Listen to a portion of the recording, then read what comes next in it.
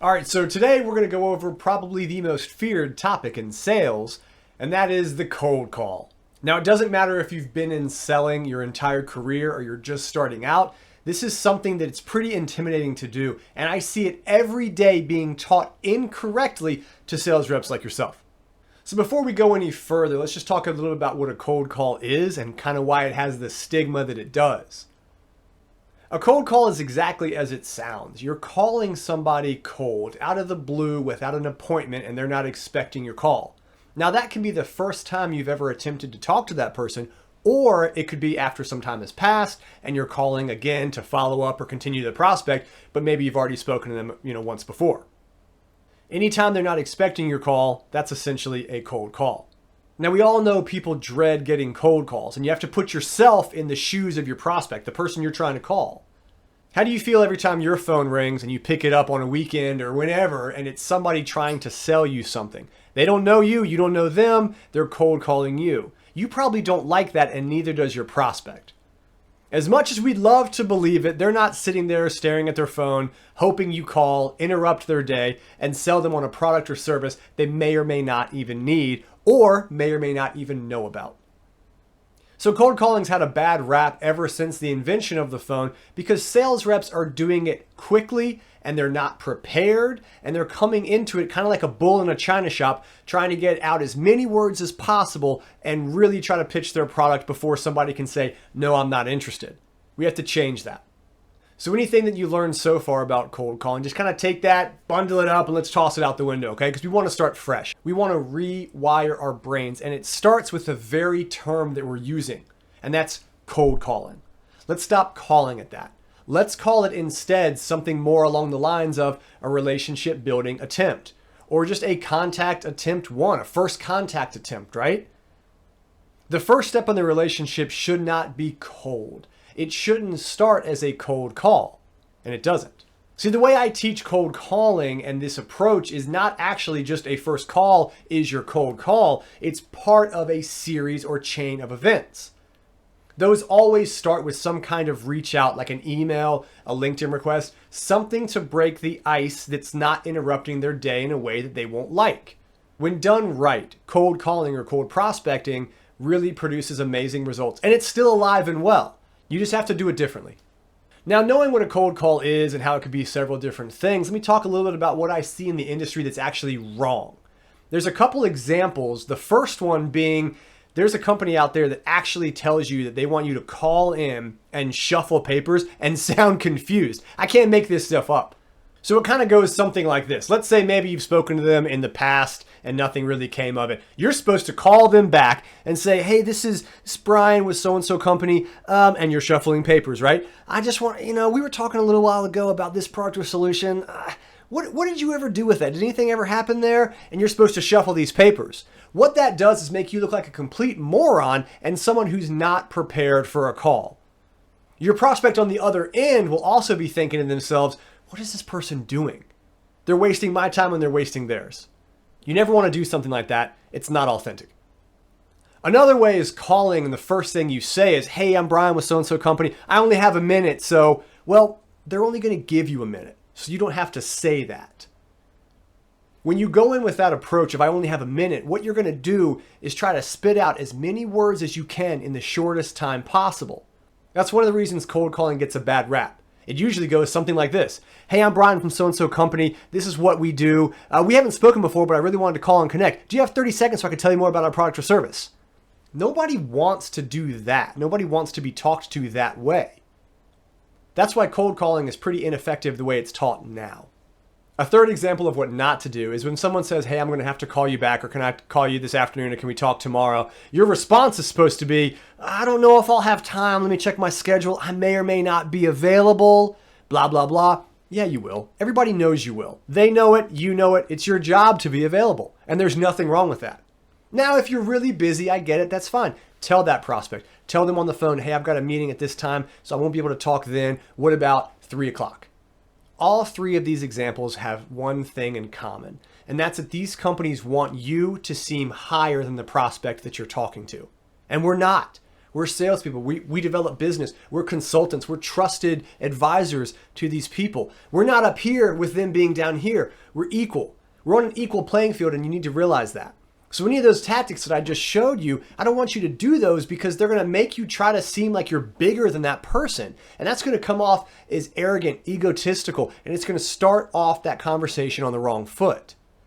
A prospect's going to see right through what you're doing, and it's not going to go very far. So let's talk about a few things that you could do that are opposite of the examples I've just shown. Let's say some time has passed and you got to call this person back. You want to check in with them. Now, a couple of things that I just said, I don't really like. One, if time has passed, we want to make sure that we're doing everything in our power to stay top of mind with that prospect during that time. So in my training, I'm going to show you so many ways to avoid this blank time period where you don't talk to them, they don't talk to you. We don't want that to happen, but sometimes, hey, sometimes it might, okay? We also don't want to just say, hey, I'm just calling to check in, okay? Nobody just wants that. Sure, you can maybe do an email and you could phrase that a little bit differently, but on a call, it should go something more like this. Hey, I'm Brian from so-and-so company. If you remember last time we spoke, you said you were still weighing certain products or service, whatever. I wanted to follow up and see if you've made a decision on that. And I also have more information to share with you or new developments that have happened since the last time we spoke. Now, at that point, they may or may not be interested in hearing about it. And you could say, hey, do you have a few minutes right now? I'll go over exactly what's changed. Or if it's something where you can just say, hey, it'll take me 10 or 15 minutes to go over with you. Do you have time maybe later this afternoon or tomorrow or the following day where I could just kind of bring you up to speed on what we've seen so far since then? Now, something like that's going to be more powerful than just calling out of the blue saying, hey, we spoke a little while ago. I'm just calling to check in, see if you ever made a decision on that.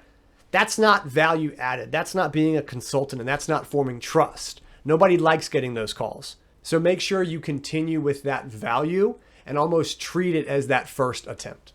Something like that is more natural. It's the way people speak. You're not trying to be above them. You're trying to help, and you're checking in. That actually works pretty well if you're just genuine in your approach. So moving to that second example of, hey, this is Brian, I only have a minute, right?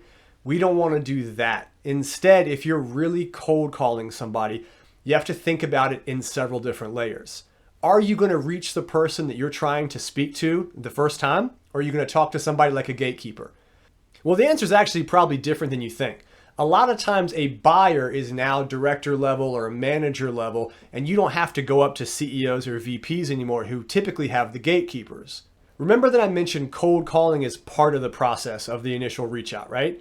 Well, let's say you have PDFs or case studies or a webinar. I'm always going to start the process by sending that to them via email or via LinkedIn. If it gets to them, great. If it doesn't, that's okay too.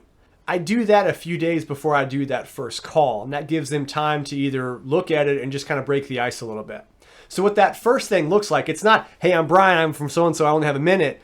It's actually, hey, I'm Brian from this company. A few days ago, I sent you over this resource. I didn't know if you had seen it yet, but what I really wanted to make sure that you saw was on page 4, there's something applicable to whatever, right? So if you're going after somebody in the marketing department, you can make it about marketing. If it's somebody in the financial department, a CFO or somebody that handles that, you could have stats that are relevant to financial figures, right?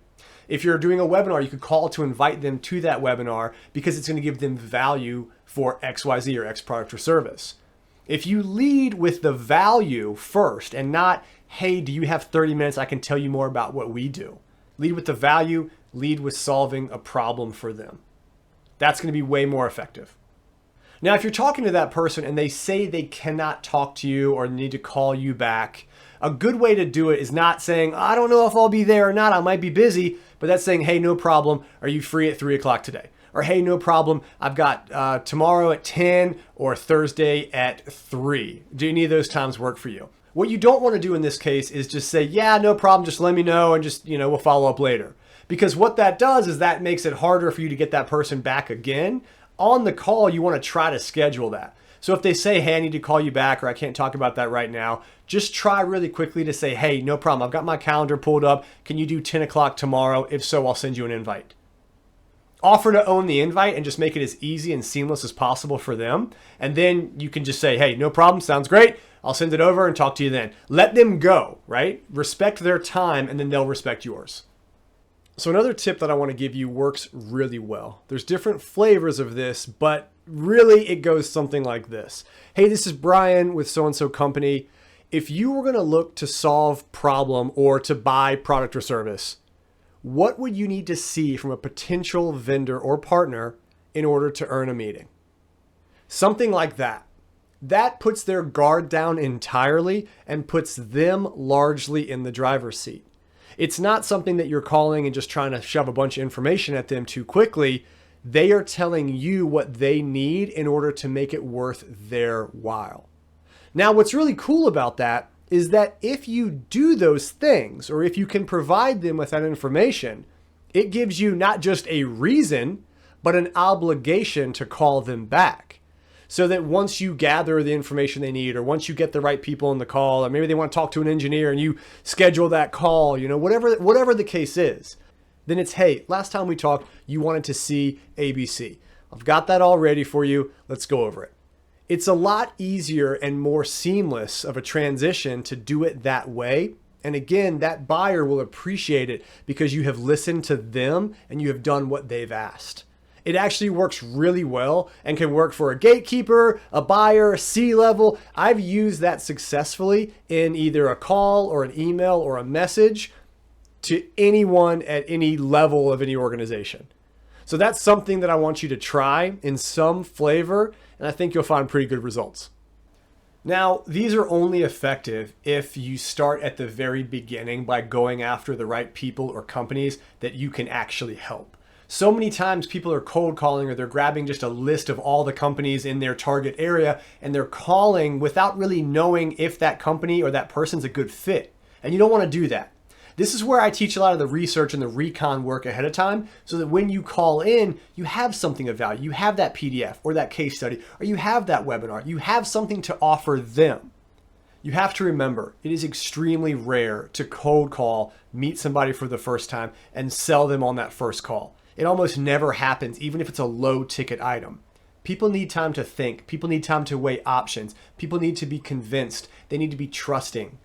That's what you have to do. A cold call is a great way to do that. If you go into it not trying to have the agenda to sell and close them on that first call, then it's automatically going to be more natural. It's going to be less pressure, and you're going to come off as more authentic. Yes, if they're willing to buy on that first call and they say, yeah, I'd love to talk to you right now. I've got some time. Pitch me your product. Well, be ready for that. And I can show you how to do that too in other videos, because though it rarely ever happens, you want to make sure that you are in fact ready to take the step right then and there if they are. So I hope these help. Let me know if any of them work for you. Drop me an email, drop me a line, and I want to know how you're changing the way you're cold calling.